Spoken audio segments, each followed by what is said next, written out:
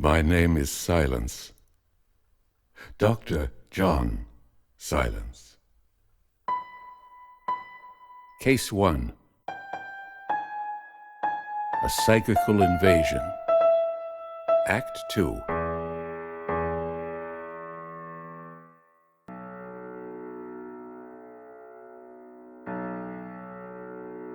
A few days later, the humorist and his wife, with minds greatly relieved, moved into a small furnished house placed at their free disposal in another part of London, and John Silence, intent upon his approaching experiment, made ready to spend a night in the empty house on the top of Putney Hill.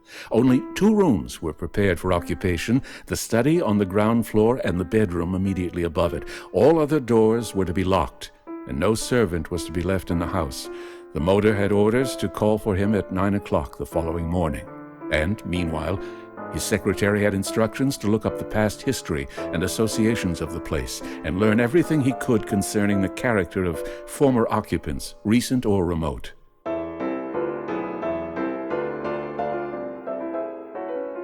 The animals, by whose sensitiveness he intended to test any unusual conditions in the atmosphere of the building, Dr. Silence selected with care and judgment. He believed, and had already made curious experiments to prove it, that animals were more often and more truly clairvoyant than human beings. Many of them, he felt convinced, possessed powers of perception far superior to that mere keenness of the senses common to all dwellers in the wilds, where the senses grow specially alert. They had what he termed animal clairvoyance, and from his experiments with horses, dogs, cats, and even birds, he had drawn certain deductions, which, however, need not be referred to in detail here. Cats, in particular, he believed, were almost continuously conscious of a larger field of vision, too detailed even for a photographic camera, and quite beyond the reach of normal human organs. He had further observed that while dogs were usually terrified in the presence of such phenomena, cats, on the other hand, were soothed and satisfied. They welcomed manifestations as something belonging peculiarly to their own region. He selected his animals, therefore, with wisdom, so that they might afford a differing test, each in its own way, and that one should not merely communicate its own excitement to the other. He took a dog and a cat. The cat he chose, now full grown, had lived with him since kittenhood, a kittenhood of perplexing sweetness and audacious mischief. Wayward it was, and fanciful, ever playing its own mysterious games in the corners of the room, jumping at invisible nothings, leaping sideways into the air, and falling with tiny moccasined feet onto another part of the carpet, yet with an air of dignified earnestness which showed that the performance was necessary to its own well-being, and not done merely to impress a stupid human audience. In the middle of elaborate washing, it would look up, startled, as though to stare at the approach of some invisible, cocking its little head sideways, and putting out a velvet pad to inspect cautiously. Then it would get absent-minded and stare with equal intentness in another direction, just to confuse the onlookers, and suddenly go on furiously washing its body again, but in quite a new place. Except for a white patch on its breast, it was coal black, and its name was Smoke. Smoke described its temperament as well as its appearance, its movements, its individuality, its posing as a little furry mass of concealed mysteries, its elfin-like elusiveness, all combined to justify its name. And a subtle painter might have pictured it as a wisp of floating smoke, the fire below betraying itself at 2 points only, the glowing eyes. All its forces ran to intelligence, secret intelligence, the wordless, incalculable intuition of the cat. It was, indeed, the cat for the business at hand. The selection of the dog was not so simple, for the doctor owned many. But after much deliberation, he chose a collie, called Flame from its yellow coat. True, it was a trifle old and stiff in the joints, and even beginning to grow deaf. But, on the other hand, it was a very particular friend of Smoke's, and had fathered it from kittenhood upwards, so that a subtle understanding existed between them. It was this that turned the balance in its favor, this and its courage. Moreover, though good-tempered, it was a terrible fighter, and its anger when provoked by a righteous cause was a fury of fire and irresistible. It had come to him quite young, straight from the shepherd, with the air of the hills yet in its nostrils, and was then little more than skin and bones and teeth. For a collie it was sturdily built, its nose blunter than most, its yellow hair stiff rather than silky, and it had full eyes, unlike the slit eyes of its breed. Only its master could touch it, for it ignored strangers and despised their pattings when any dared to pat it. There was something patriarchal about the old beast. He was in earnest and went through life with tremendous energy and big things in view, as though he had the reputation of his whole race to uphold. And to watch him fighting against odds was to understand why he was terrible. In his relations with Smoke, he was always absurdly gentle. Also, he was fatherly, and at the same time betrayed a certain diffidence or shyness. He recognized that Smoke called for strong yet respectful management. The cat's circuitous methods puzzled him, and his elaborate pretenses perhaps shocked the dog's liking for direct, undisguised action.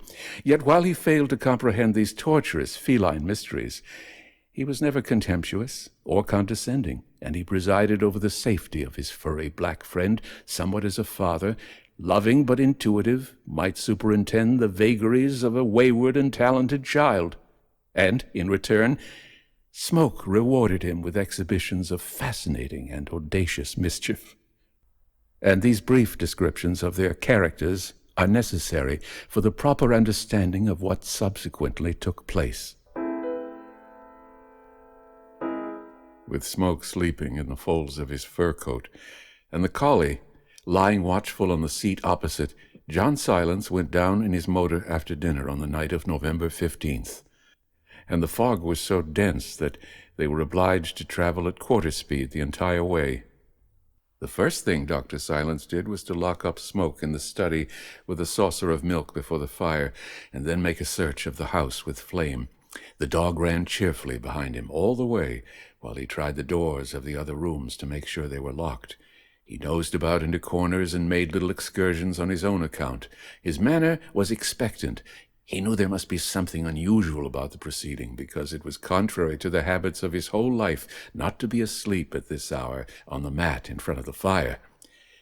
He kept looking up into his master's face as door after door was tried, with an expression of intelligent sympathy, but at the same time a certain air of disapproval. Yet everything his master did was good in his eyes, and he betrayed as little impatience as possible with all this unnecessary journeying to and fro. If the doctor was pleased to play this sort of game at such an hour of the night, it was surely not for him to object. So he played it too, and was very busy and earnest about it into the bargain. After an uneventful search, they came down again to the study, and here Dr. Silence discovered Smoke washing his face calmly in front of the fire. The saucer of milk was licked dry and clean. The preliminary examination that cats always make in new surroundings had evidently been satisfactorily concluded. He drew an armchair up to the fire, stirred the coals into a blaze, arranged the table and lamp to his satisfaction for reading, and then prepared surreptitiously to watch the animals. He wished to observe them carefully without their being aware of it. Now, in spite of their respective ages, it was the regular custom of these two to play together every night before sleep. Smoke always made the advances, beginning with grave impudence to pat the dog's tail, and Flame played cumbrously, with condescension. It was his duty rather than pleasure. He was glad when it was over, and sometimes he was very determined and refused to play at all. And this night was one of the occasions on which he was firm. The doctor, looking cautiously over the top of his book, watched the cat begin the performance. It started by gazing with an innocent expression at the dog, where he lay with his nose and paws and eyes wide open in the middle of the floor. Then it got up and made as though it meant to walk to the door, going deliberately and very softly. Flame's eyes followed it until it was beyond the range of sight. And then the cat turned sharply and began patting his tail tentatively with one paw. The tail moved slightly in reply, and Smoke changed paws and tapped it again. The dog, however, did not rise to play as was his wont, and the cat fell to patting it briskly with both paws. Flame lay motionless. This puzzled and bored the cat, and it went round and stared hard into its friend's face to see what was the matter. Perhaps some inarticulate message flashed from the dog's eyes into its own little brain, making it understand that the program for the night had better not begin with play. Perhaps it only realized that its friend was immovable, but whatever the reason, its usual persistence thenceforward deserted it, and it made no further attempts at persuasion. Smoke yielded at once to the dog's mood. It sat down where it was and began to wash. But the washing, the doctor noted, was by no means its real purpose. It only used it to mask something else. It stopped at the most busy and furious moments and began to stare about the room. Its thoughts wandered absurdly. It peered intently at the curtains, at the shadowy corners, at empty space above, leaving its body in curiously awkward positions for whole minutes together. Then it turned sharply and stared with a sudden signal of intelligence at the dog, and Flame at once rose somewhat stiffly to his feet and began to wander aimlessly and restlessly to and fro about the floor. Smoke followed him, padding quietly at his heels. Between them they made what seemed to be a deliberate search of the room.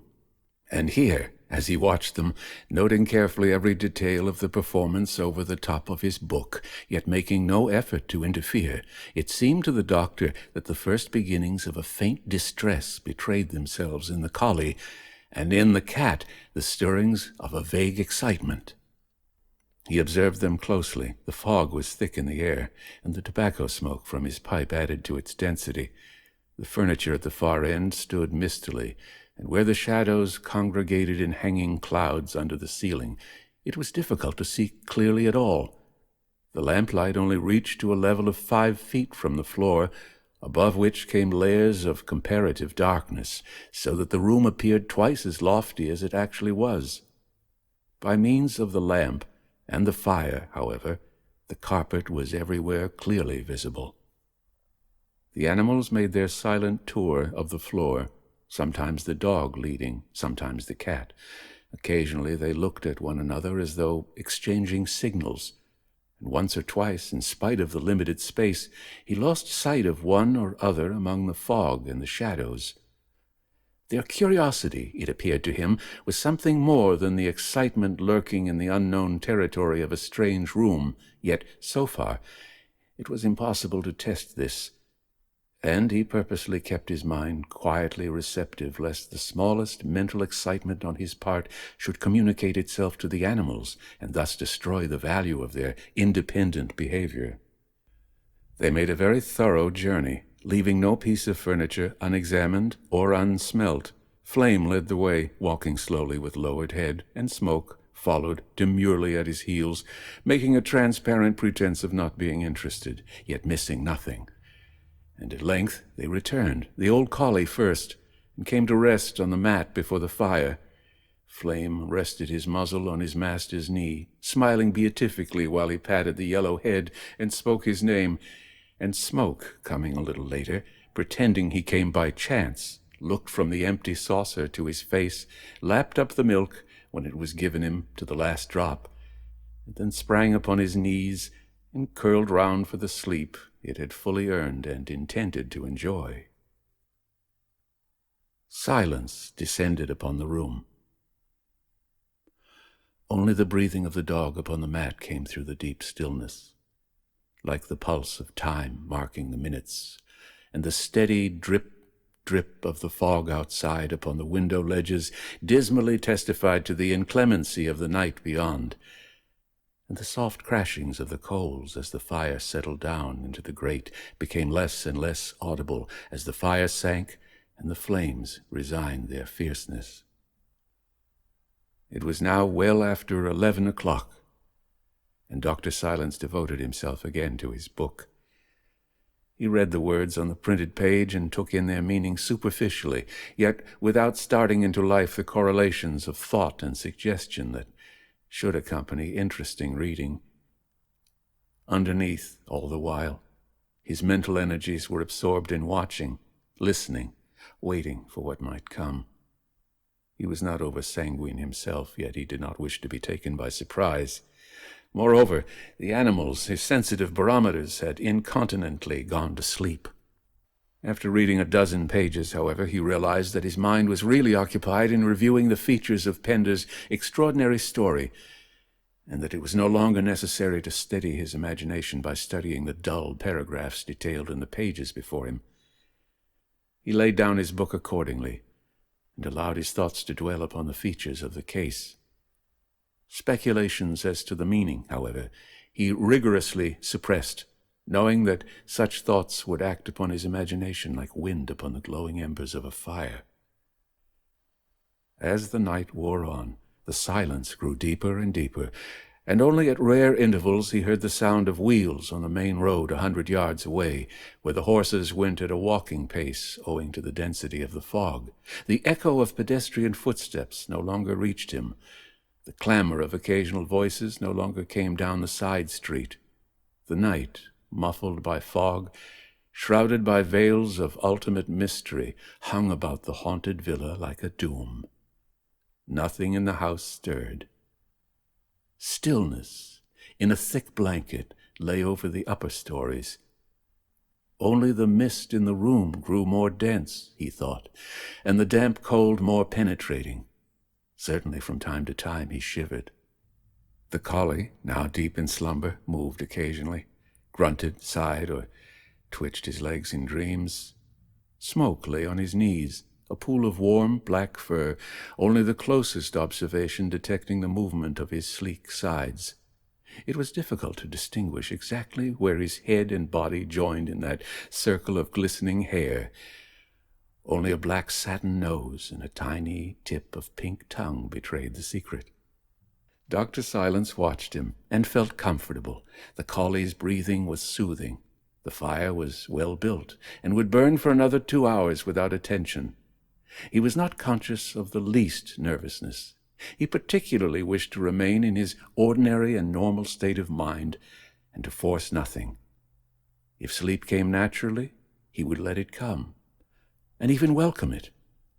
The coldness of the room when the fire died down later would be sure to wake him up again, and it would then be time enough to carry these sleeping barometers up to bed.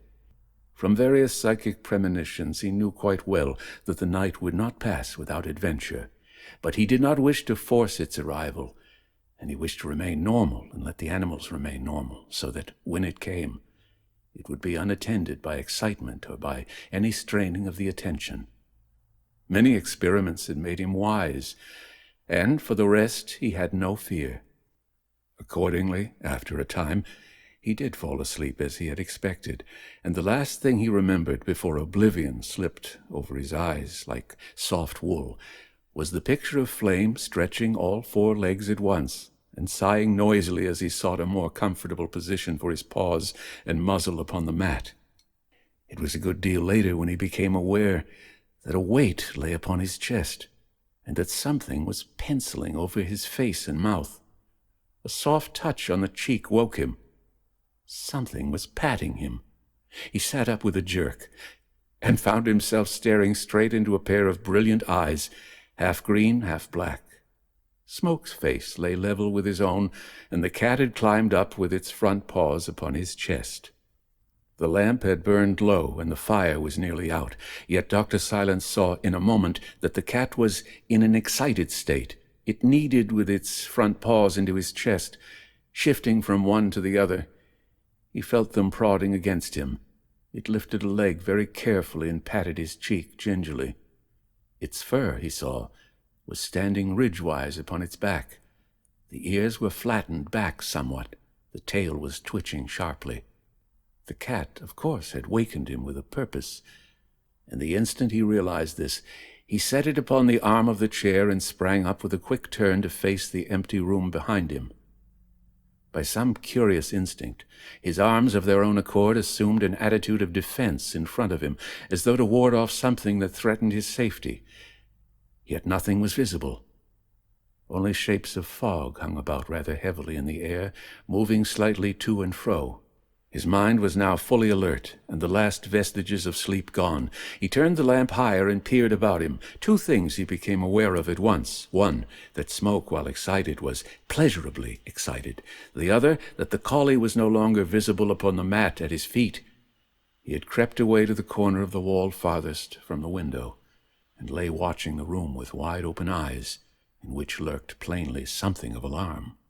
Something in the dog's behavior instantly struck Dr. Silence as unusual, and, calling him by name, he moved across to pat him. Flame got up, wagged his tail, and came over slowly to the rug, uttering a low sound that was half growl, half whine. He was evidently perturbed about something, and his master was proceeding to administer comfort when his attention was suddenly drawn to the antics of his other four-footed companion, the cat. Smoke had jumped down from the back of the armchair and now occupied the middle of the carpet, where, with tail erect and legs stiff as ramrods, it was steadily pacing backwards and forwards in a narrow space, uttering as it did so those curious little guttural sounds of pleasure that only an animal of the feline species knows how to make expressive of supreme happiness. Its stiffened legs and arched back made it appear larger than usual, and the black visage wore a smile of beatific joy. Its eyes blazed magnificently. It was in an ecstasy.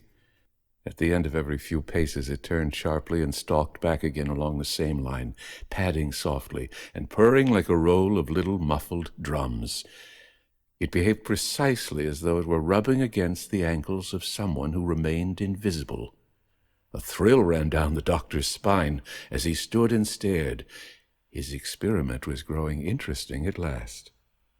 He called the collie's attention to his friend's performance to see whether he too was aware of anything standing there upon the carpet, and the dog's behavior was significant and corroborative.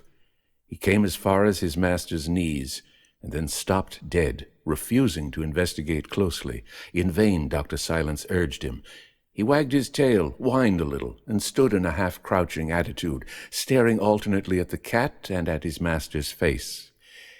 He was apparently both puzzled and alarmed, and the whine went deeper and deeper down into his throat till it changed into an ugly snarl of awakening anger. Then the doctor called to him in a tone of command he had never known to be disregarded. But still the dog, though springing up in response, declined to move nearer. He made tentative motions, pranced a little like a dog about to take water, pretended to bark, and ran to and fro on the carpet. So far there was no actual fear in his manner, but he was uneasy and anxious, and nothing would induce him to go within touching distance of the walking cat. Once he made a complete circuit, but always carefully out of reach, and in the end he returned to his master's legs and rubbed vigorously against him. Flame did not like the performance at all. That much was quite clear. For several minutes John Silence watched the performance of the cat with profound attention and without interfering. Then he called to the animal by name. "Smoke, you mysterious beastie, what in the world are you about?" he said in a coaxing tone. The cat looked up at him for a moment, smiling in its ecstasy, blinking its eyes, but too happy to pause. He spoke to it again. He called to it several times, and each time it turned upon him with its blazing eyes, drunk with inner delight, opening and shutting its lips, its body large and rigid with excitement. Yet it never for one instant paused in its short journeys to and fro. He noted exactly what it did. It walked, he saw, the same number of paces each time, some 6 or 7 steps, and then it turned sharply and retraced them. By the pattern of the great roses in the carpet he measured it. It kept to the same direction and the same line. It behaved precisely as though it were rubbing against something solid. Undoubtedly there was something standing there on that strip of carpet, something invisible to the doctor, something that alarmed the dog, yet caused the cat unspeakable pleasure. "Smoky," he called again. "Smoky, you black mystery, what is it excites you so?" Again the cat looked up at him for a brief second, and then continued its sentry walk, blissfully happy, intensely preoccupied, and, for an instant, as he watched it, The doctor was aware that a faint uneasiness stirred in the depths of his own being, focusing itself for the moment upon this curious behavior of the uncanny creature before him. There rose in him quite a new realization of the mystery connected with the whole feline tribe, but especially with that common member of it, the domestic cat. Their hidden lives, their strange aloofness, their incalculable subtlety. How utterly remote from anything that human beings understood lay the sources of their elusive activities. As he watched the indescribable bearing of the little creature mincing along the strip of carpet under his eyes, coquetting with the powers of darkness, welcoming, maybe, some fearsome visitor, there stirred in his heart a feeling strangely akin to awe.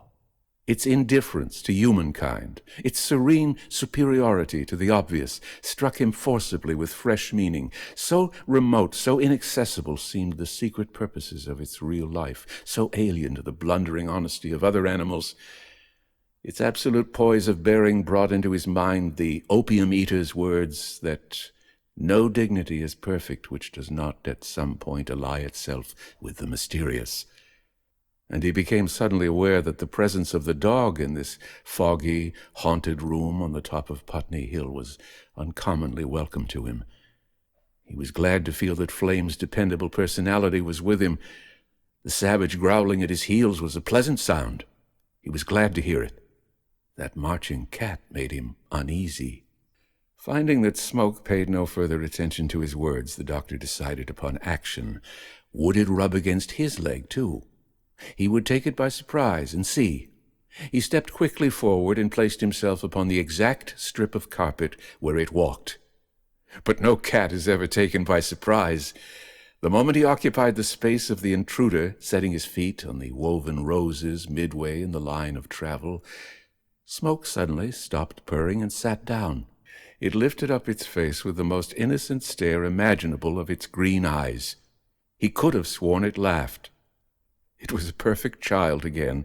In a single second it had resumed its simple, domestic manner, and had gazed at him in such a way that he almost felt Smoke was the normal being, and his was the eccentric behavior that was being watched.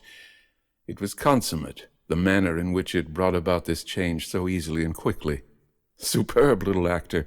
He laughed in spite of himself, and stopped to stroke the shining black back. But in a flash, as he touched its fur, the cat turned and spat at him viciously, striking at his hand with one paw. Then, with a hurried scutter of feet, it shot like a shadow across the floor, and a moment later was calmly sitting over by the window curtains, washing its face, as though nothing interested it in the whole world but the cleanness of its cheeks and whiskers. John Silence straightened himself up and drew a long breath. He realized that the performance was temporarily at an end. The collie, meanwhile, who had watched the whole proceeding with marked disapproval, had now lain down again upon the mat by the fire, no longer growling. It seemed to the doctor just as though something that had entered the room while he slept, alarming the dog, yet bringing happiness to the cat, had now gone out again, leaving all as it was before. Whatever it was that excited its blissful attentions had retreated for the moment.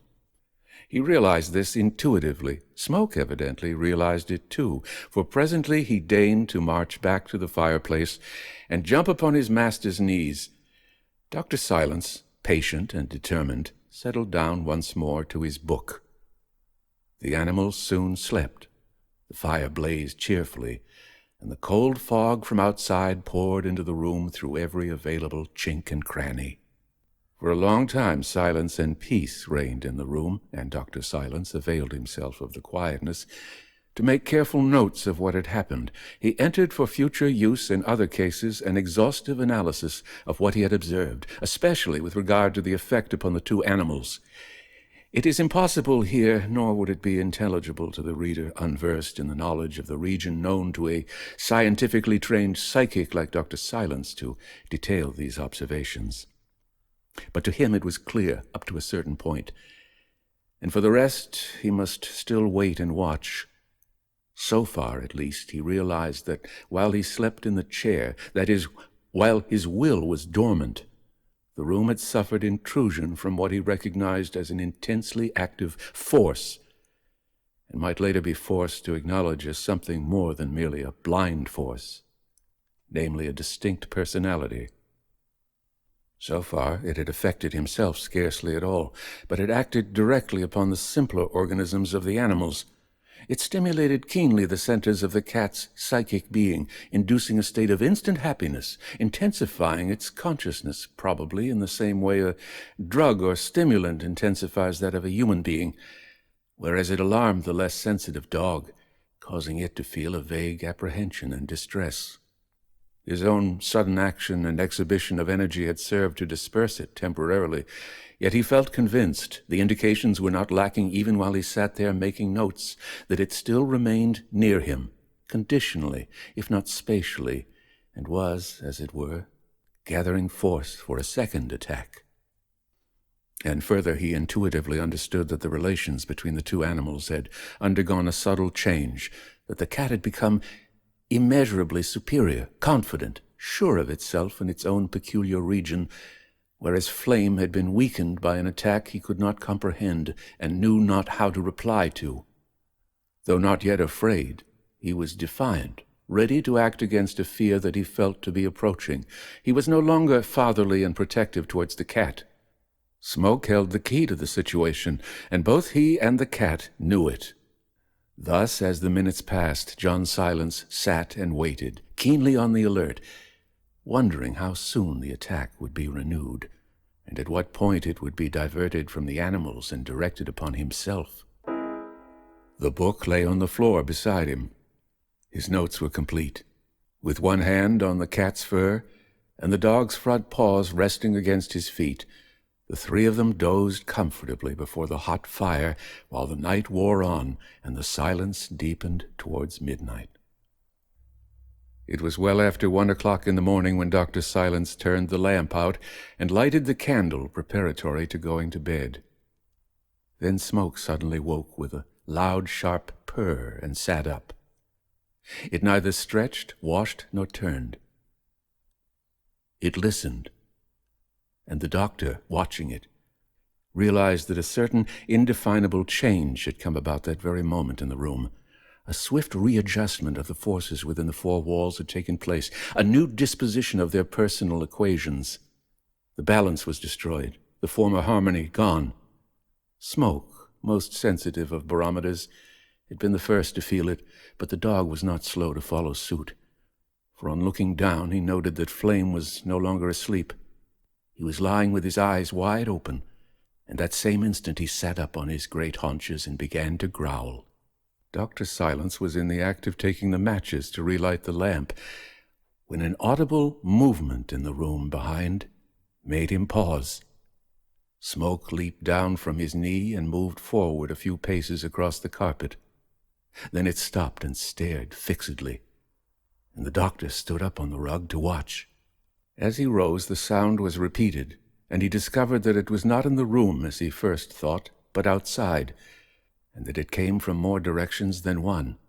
There was a rushing, sweeping noise against the window panes, and simultaneously a sound of something brushing against the door. Out in the hall, Smoke advanced sedately across the carpet, twitching his tail, and sat down within a foot of the door. The influence that had destroyed the harmonious conditions of the room had apparently moved in advance of its cause.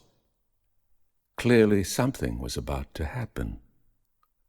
For the first time that night, John Silence hesitated. The thought of that dark, narrow hallway, choked with fog and destitute of human comfort, was unpleasant. He became aware of a faint creeping of his flesh. He knew, of course, that the actual opening of the door was not necessary to the invasion of the room that was about to take place, since neither doors nor windows nor any other solid barriers could interpose an obstacle to what was seeking entrance. Yet the opening of the door would be significant and symbolic, and he distinctly shrank from it. But for a moment only. Smoke, turning with a show of impatience, recalled him to his purpose, and he moved past the sitting, watching creature and deliberately opened the door to its full width. What subsequently happened in the feeble and flickering light of the solitary candle on the mantelpiece. Through the open door he saw the hall, dimly lit and thick with fog, Nothing, of course, was visible. Nothing but the hat stand, the African spears in dark lines upon the wall, and the high-backed wooden chair standing grotesquely underneath on the oilcloth floor. For one instant the fog seemed to move and thicken oddly. But he set that down to the score of the imagination. The door had opened upon nothing. Yet Smoke apparently thought otherwise, and the deep growling of the collie from the mat at the back of the room seemed to confirm his judgment. For, proud and self-possessed, the cat had again risen to its feet, and having advanced to the door, was now ushering someone slowly into the room. Nothing could have been more evident. He paced from side to side, bowing his little head with great impressment and holding his stiffened tail aloft like a flagstaff. He turned this way and that, mincing to and fro and showing signs of supreme satisfaction. He was in his element. He welcomed the intrusion, and apparently reckoned that his companions, the doctor and the dog, would welcome it likewise. The intruder had returned for a second attack. Dr. Silence moved slowly backwards and took up his position on the hearthrug, keying himself up to a condition of concentrated attention. He noted that Flame stood beside him, facing the room, with body motionless and head moving swiftly from side to side with a curious swaying movement. His eyes were wide open, his back rigid, his neck and jaws thrust forward, his legs tense and ready to leap. Savage, ready for attack or defense, yet dreadfully puzzled, and perhaps already a little cowed. He stood and stared, the hair on his spine and sides positively bristling outwards, as though a wind played through them. In the dim firelight he looked like a great yellow-haired wolf, silent, eyes shooting dark fire, exceedingly formidable. It was Flame, the Terrible. Smoke, meanwhile, advanced from the door towards the middle of the room, adopting the very slow pace of an invisible companion. A few feet away it stopped and began to smile and blink its eyes. There was something deliberately coaxing in its attitude as it stood there, undecided on the carpet, clearly wishing to effect some sort of introduction between the intruder and its canine friend and ally. It assumed its most winning manners, purring, smiling, looking persuasively from one to the other, and making quick tentative steps first in one direction and then in the other. There had always existed such perfect understanding between them in everything. Surely Flame would appreciate Smoke's intentions now, and acquiesce. But the old collie made no advances. He bared his teeth, lifting his lips till the gums showed, and stood stock still with fixed eyes and heaving sides. The doctor moved a little farther back, watching intently the smallest movement, and it was just then he divined suddenly from the cat's behavior and attitude that it was not only a single companion it had ushered into the room, but several. It kept crossing over from one to the other, looking up at each in turn. It sought to win over the dog to friendliness with them all. The original intruder had come back with reinforcements. And at the same time he further realized that the intruder was something more than a blindly acting force, impersonal though destructive. It was a personality, and moreover a great personality, and it was accompanied, for the purposes of assistance, by a host of other personalities, minor in degree, but similar in kind. He braced himself in the corner against the mantelpiece and waited, his whole being roused to defense, for he was now fully aware that the attack had spread to include himself as well as the animals, and he must be on the alert. He strained his eyes through the foggy atmosphere, trying in vain to see what the cat and dog saw, but the candlelight threw an uncertain and flickering light across the room, and his eyes discerned nothing. On the floor, Smoke moved softly in front of him like a black shadow, his eyes gleaming as he turned his head, still trying with many insinuating gestures and much purring to bring about the introductions he desired. But it was all in vain. Flame stood riveted to one spot, motionless as a figure carved in stone. Some minutes passed, during which only the cat moved, and then there came a sharp change. Flame began to back towards the wall. He moved his head from side to side as he went, sometimes turning to snap at something almost behind him. They were advancing upon him, trying to surround him. His distress became very marked from now onwards, and it seemed to the doctor that his anger merged into genuine terror and became overwhelmed by it. The savage growl sounded perilously like a whine, and more than once he tried to dive past his master's legs, as though hunting for a way to escape. He was trying to avoid something that everywhere blocked the way. This terror of the indomitable fighter impressed the doctor enormously, yet also painfully, stirring his impatience, for he had never before seen the dog show signs of giving in, and it distressed him to witness it. He knew, however, that he was not giving in easily, and understood that it was really impossible for him to gauge the animal's sensations properly at all. What Flame felt and saw must be terrible indeed to turn him all at once into a coward. He faced something that made him afraid of more than his life merely. The doctor spoke a few quick words of encouragement to him and stroked the bristling hair, but without much success. The collie seemed already beyond the reach of comfort such as that, and the collapse of the old dog followed indeed very speedily after this. And Smoke, meanwhile, remained behind, watching the advance, but not joining in it, sitting pleased and expectant, considering that all was going well and as it wished. It was kneading on the carpet with its front paws, slowly, laboriously, as though its feet were dipped in treacle. The sound its claws made as they caught in the threads was distinctly audible. It was still smiling, blinking, purring. Suddenly the collie uttered a poignant, short bark and leaped heavily to one side. His bared teeth traced a line of whiteness through the gloom. The next instant he dashed past his master's legs, almost upsetting his balance, and shot out into the room, where he went blundering wildly against walls and furniture. But that bark was significant. The doctor had heard it before and knew what it meant, for it was the cry of the fighter against odds, and it meant that the old beast had found his courage again. Possibly it was only the courage of despair, but at any rate, the fighting would be terrific, and Dr. Silence understood, too, that he dared not interfere. Flame must fight his own enemies in his own way. But the cat, too, had heard that dreadful bark, and it, too, had understood. This was more than it had bargained for. Across the dim shadows of that haunted room there must have passed some secret signal of distress between the animals. Smoke stood up and looked swiftly about him. He uttered a piteous meow and trotted smartly away into the greater darkness of the windows. What his object was, only those endowed with the spirit-like intelligence of cats might know. But at any rate, he had at last ranged himself on the side of his friend, and the little beast meant business. At the same moment the collie managed to gain the door. The doctor saw him rush through into the hall like a flash of yellow light. He shot across the oilcloth and tore up the stairs, but in another second he appeared again, flying down the steps and landing at the bottom in a tumbling heap, whining, cringing, terrified. The doctor saw him slink back into the room again and crawl round by the wall towards the cat. Was, then, even the staircase occupied? Did they stand also in the hall? Was the whole house crowded from floor to ceiling? The thought came to add to the keen distress he felt at the sight of the collie's discomfiture, and indeed his own personal distress had increased in a marked degree during the past minutes, and continued to increase steadily to the climax.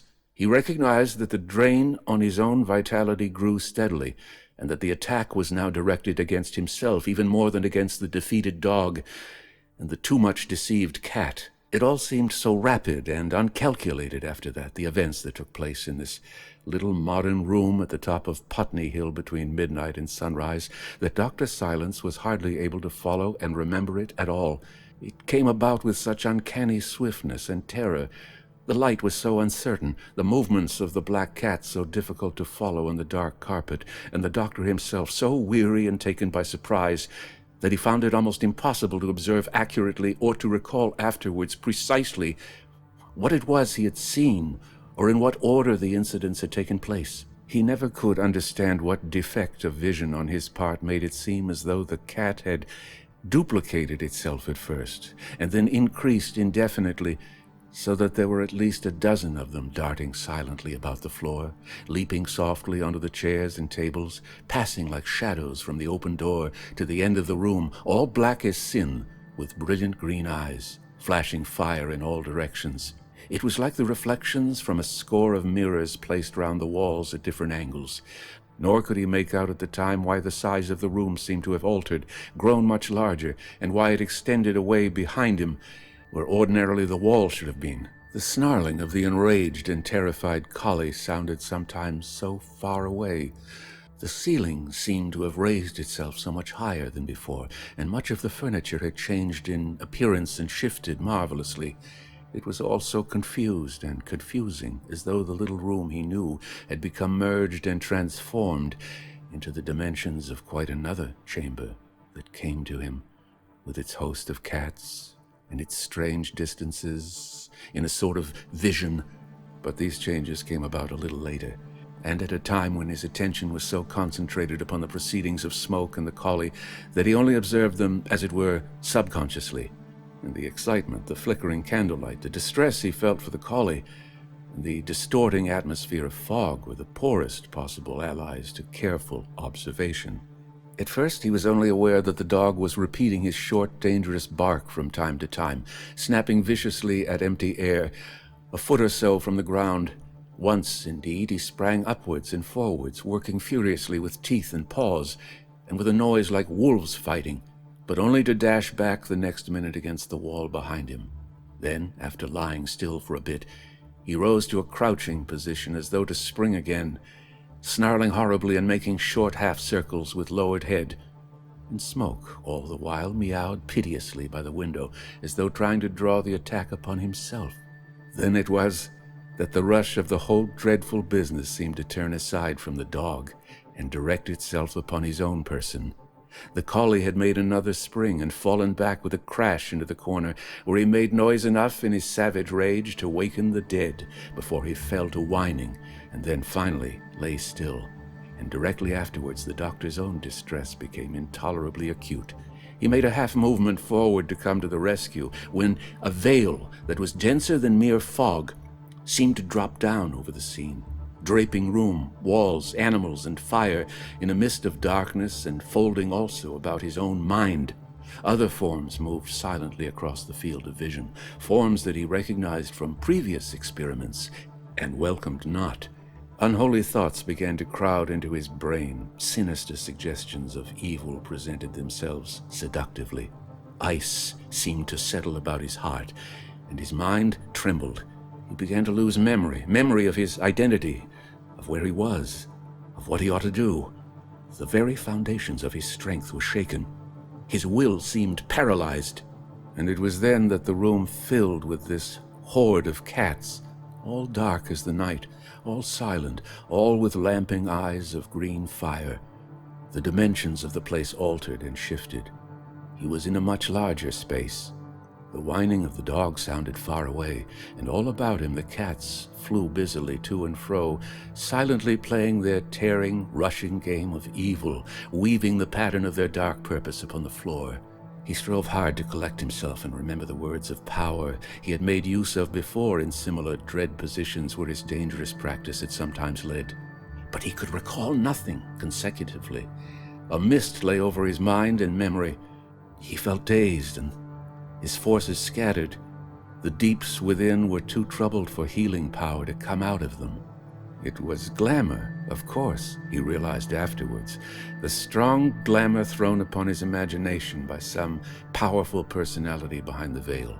But at the time he was not sufficiently aware of this, and, as with all true glamour, was unable to grasp where the true ended and the false began. He was caught momentarily in the same vortex that had sought to lure the cat to destruction through its delight, and threatened utterly to overwhelm the dog through its terror. There came a sound in the chimney behind him, like wind booming and tearing its way down. The windows rattled, the candle flickered and went out. The glacial atmosphere closed round him with the cold of death, and a great rushing sound swept by overhead, as though the ceiling had lifted to a great height. He heard the door shut. Far away it sounded. He felt lost, shelterless in the depths of his soul. Yet still he held out and resisted while the climax of the fight came nearer and nearer. He had stepped into the stream of forces awakened by Pender, and he knew that he must withstand them to the end, or come to a conclusion that it was not good for a man to come to. Something from the region of utter cold was upon him. And then, quite suddenly, through the confused mists about him, there slowly rose up the personality that had been all the time directing the battle, Some force entered his being that shook him as the tempest shakes a leaf, and close against his eyes, clean level with his face, he found himself staring into the wreck of a vast countenance, a countenance that was terrible even in its ruin. For ruined it was, and terrible it was, and the mark of spiritual evil was branded everywhere upon its broken features. Eyes, face, and hair rose level with his own, and for a space of time he never could properly measure or determine. These two, a man and a woman, looked straight into each other's visages and down into each other's hearts. And John Silence, the soul with the good, unselfish motive, held his own against the dark, discarnate woman whose motive was pure evil and whose soul was on the side of the dark powers. It was the climax that touched the depth of power within him and began to restore him slowly to his own. He was conscious, of course, of effort, and yet it seemed no superhuman one, for he had recognized the character of his opponent's power, and he called upon the good within him to meet and overcome it.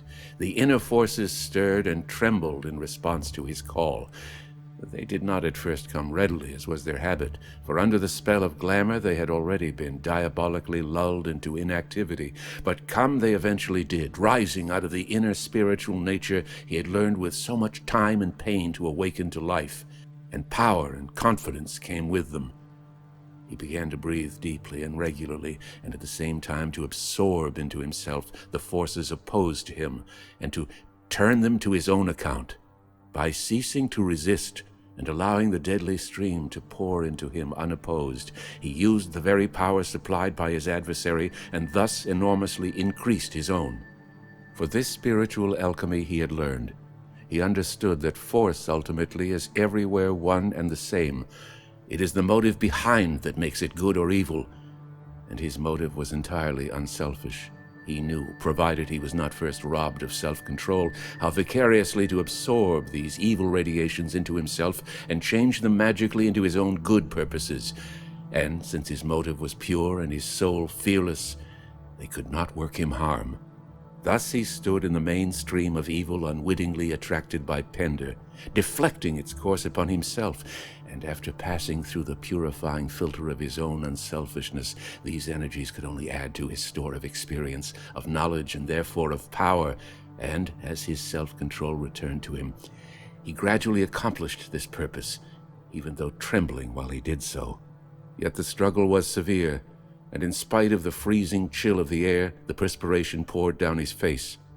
Then, by slow degrees, the dark and dreadful countenance faded.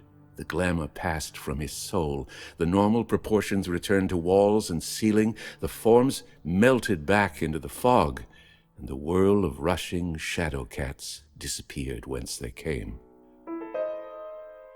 And with the return of the consciousness of his own identity, John Silence was restored to the full control of his own willpower.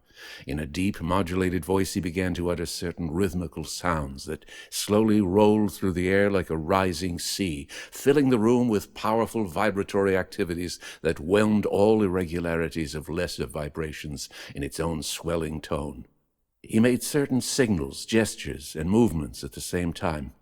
For several minutes he continued to utter these words, until at length the growing volume dominated the whole room and mastered the manifestation of all that opposed it. For just as he understood the spiritual alchemy that can transmute evil forces by raising them to higher channels, so he knew from long study the occult use of sound and its direct effect upon the plastic region wherein the powers of spiritual evil work their fell purposes. Harmony was restored first of all to his own soul, and thence to the room and all its occupants. And after himself, the first to recognize it was the old dog, lying in the corner.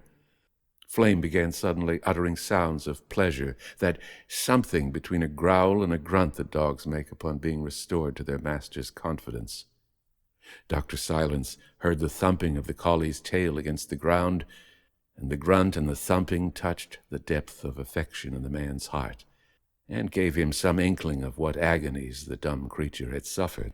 Next, from the shadows by the window, a somewhat shrill purring announced the restoration of the cat to its normal state. Smoke was advancing across the carpet. He seemed very pleased with himself and smiled with an expression of supreme innocence. He was no shadow cat, but real and full of his usual and perfect self-possession. He marched along, picking his way delicately, but with a stately dignity that suggested his ancestry with the majesty of Egypt. His eyes no longer glared. They shone steadily before him. They radiated not excitement, but knowledge. Clearly he was anxious to make amends for the mischief to which he had unwittingly lent himself owing to his subtle and electric constitution. Still uttering his sharp, high purrings, he marched up to his master and rubbed vigorously against his legs. Then he stood on his hind feet and pawed his knees and stared beseechingly up into his face. He turned his head towards the corner where the collie still lay, thumping his tail feebly and pathetically. John Silence understood. He bent down and stroked the creature's living fur, noting the line of bright blue sparks that followed the motion of his hand down its back. And then they advanced together towards the corner where the dog was. Smoke went first and put his nose gently against his friend's muzzle, purring while he rubbed, and uttering little soft sounds of affection in his throat. The doctor lit the candle and brought it over. He saw the collie lying on its side against the wall. It was utterly exhausted, and foam still hung about its jaws. Its tail and eyes responded to the sound of its name, but it was evidently very weak and overcome. Smoke continued to rub against its cheek and nose and eyes, sometimes even standing on its body and kneading into the thick yellow hair. Flame replied from time to time by little licks of the tongue, most of them curiously misdirected. But Dr. Silence felt intuitively that something disastrous had happened, and his heart was wrung. He stroked the dear body, feeling it over for bruises or broken bones, but finding none. He fed it with what remained of the sandwiches and milk, but the creature clumsily upset the saucer and lost the sandwiches between its paws, so that the doctor had to feed it with his own hand. And all the while Smoke meowed piteously. Then John Silence began to understand. He went across to the farther side of the room and called aloud to it. "Flame, old man! Come!" At any other time, the dog would have been upon him in an instant, barking and leaping to the shoulder, and even now he got up, though heavily and awkwardly, to his feet. He started to run, wagging his tail more briskly. He collided first with a chair, and then ran straight into a table. Smoke trotted close at his side, trying his very best to guide him. But it was useless. Dr. Silence had to lift him up into his own arms and carry him like a baby. For he was blind. Epilogue. It was a week later when John Silence called to see the author in his new house, and found him well on the way to recovery, and already busy again with his writing. The haunted look had left his eyes, and he seemed cheerful and content. "Humor restored?" laughed the doctor as soon as they were comfortably settled in the room overlooking the park. "I've had no trouble since I left that dreadful place," returned Pender gratefully. "and thanks to you." The doctor stopped him with a gesture. "Never mind that," he said. "We'll discuss your new plans afterwards, and my scheme for relieving you of the house and helping you settle elsewhere. Of course, it must be pulled down, for it's not fit for any sensitive person to live in, and any other tenant might be afflicted in the same way you were. Although, personally, I think the evil has exhausted itself by now." He told the astonished author something of his experiences in it with the animals. "I don't pretend to understand," Pender said when the account was finished. "but I and my wife are intensely relieved to be free of it all. Only, I must say, I should like to know something of the former history of the house. When we took it 6 months ago, I heard no word against it." Dr. Silence drew a typewritten paper from his pocket. "I can satisfy your curiosity to some extent," he said, running his eye over the sheets and then replacing them in his coat. "For by my secretary's investigations, I have been able to check certain information obtained in the hypnotic trance by a sensitive who helps me in such cases. The former occupant who haunted you appears to have been a woman of singularly atrocious life and character, who finally suffered death by hanging after a series of crimes that appalled the whole of England, and only came to light by the merest chance. She came to her end in the year 1798. For it was not this particular house she lived in, but a much larger one that then stood upon the site it now occupies, and was then, of course, not in London, but in the country. She was a person of intellect, possessed of a powerful, trained will, and of consummate audacity, and I am convinced availed herself of the resources of the lower magic to attain her ends.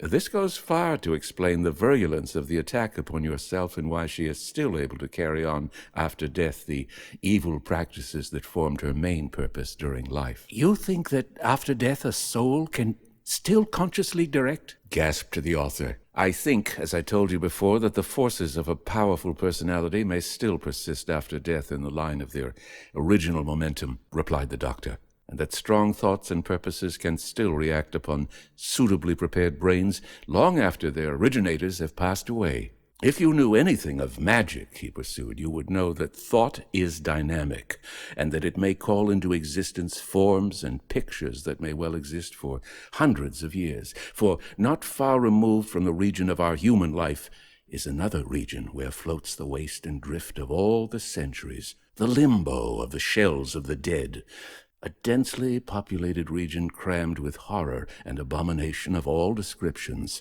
and sometimes galvanized into active life again by the will of a trained manipulator, a mind versed in the practices of lower magic.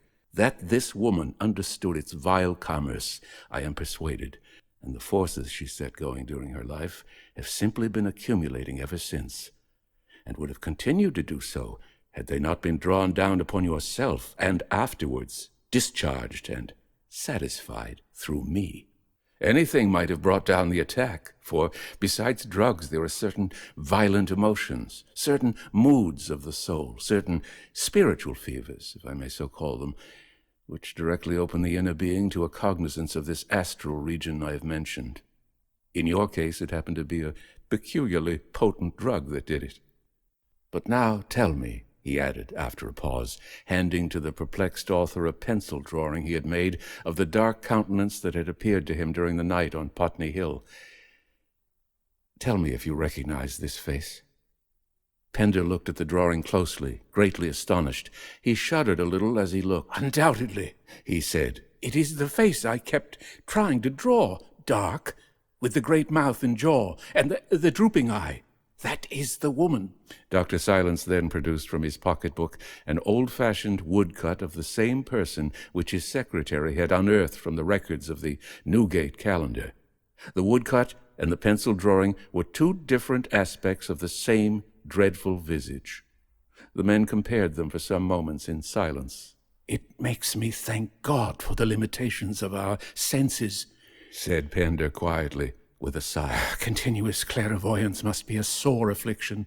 It is indeed, returned John Silence significantly, and if all the people nowadays who claim to be clairvoyant were really so, the statistics of suicide and lunacy would be considerably higher than they are. It is little wonder, he added, that your sense of humor was clouded with the mind forces of that dead monster trying to use your brain for their dissemination. You have had an interesting adventure, Mr. Felix Pender, and, let me add, a fortunate escape. The author was about to renew his thanks when there came a sound of scratching at the door, and the doctor sprang up quickly. It's time for me to go. I left my dog on the step, but I suppose before he had time to open the door, it had yielded to the pressure behind it and flew wide open to admit a great yellow-haired collie. The dog, wagging his tail and contorting his whole body with delight, tore across the floor and tried to leap upon his owner's breast. And there was laughter and happiness in the old eyes, for they were clear again as the day. The end. John Silence, Physician Extraordinary, written by Algernon Blackwood and told to you by Edward E. French. There's a copyright on all recordings issued by Edward E. French. Inquiries should be addressed to email edwardfrench06@hotmail.com.